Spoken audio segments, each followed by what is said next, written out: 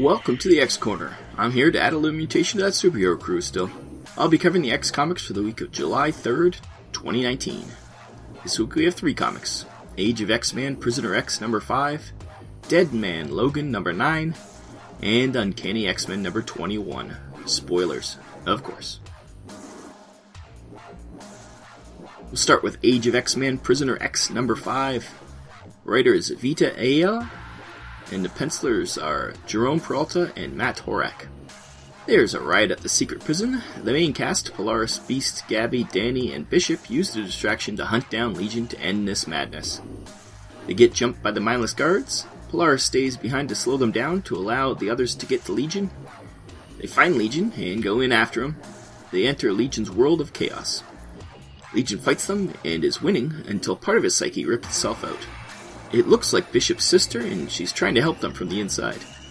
She gets reabsorbed, and Bishop, Beast, and Gabby distract Legion long enough for Danny to put a power dampener on him. Now free of his mind control, they know who's behind it all. They have to get in line, though, to go after X-Man. This series ended well, as we get to see Bishop escape the prison and beat Legion. We don't get an explanation why Legion is bad again, but he's insane, so that might be reason enough. I liked how we see the next-gen kids in the riot looking like they don't know what's going on since they just got there. This was also one of the better Age of X-Men minis, so I'm glad it ended well. 8 out of 10. Only one more to go before Omega, so this will end soon. Then there's Dead Man Logan number 9, written by Ed Brisson, art by Mike Henderson. Logan is out of action, and Hulk Killer starts beating down poor Bruce Jr. Before he can kill him, though, Logan heals just enough to resume his attack. He eventually knocks the Hulk Killer into a power cable and fries him.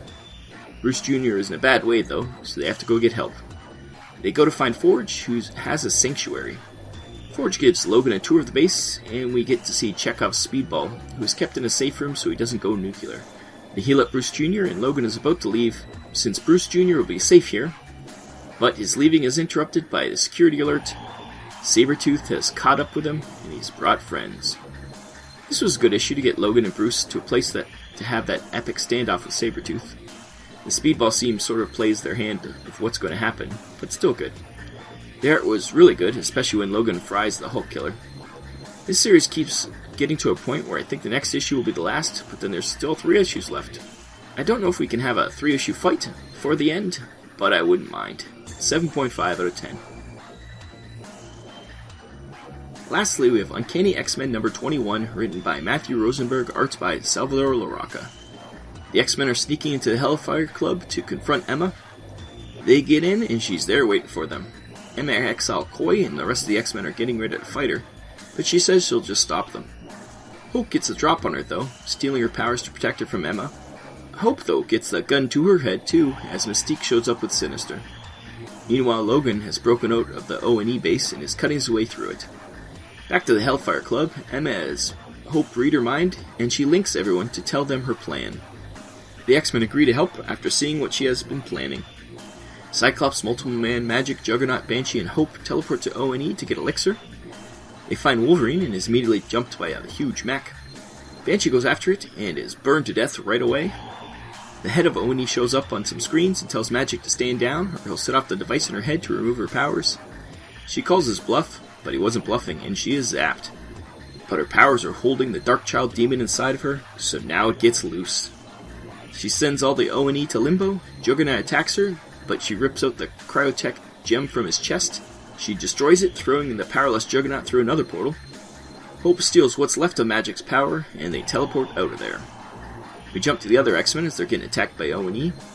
They're getting overwhelmed when the bad guys just stop. Emma shows up with Dr. Nemesis, Fabian Cortez, and Sinister. She's had an operation and her powers were boosted, and we find out her plan. She erased the existence of mutants over the whole wide world. This was an action-packed issue. So much was going on that I got lost a few times. I think a bit of a storytelling time crunch was required here. It really should have been 2 issues, but with time running out on this series, we rushed right through it. It wasn't bad, it was just a little confusing, but you get the gist of it, what's going on. The art was on point on this one, though. Larroca must have been given more time to get this full issue done, and it shows. It's an interesting conclusion, but where do we go from here? I'm excited to see. 8.5 out of 10. great week. I think the weeks with less issues tend to be better. And maybe that's just how I see it, or the fact that I get reading fatigue with 6 issues in a week. Less is more usually. Fun times though, and maybe I see some light at the end of this tunnel. See you next week for some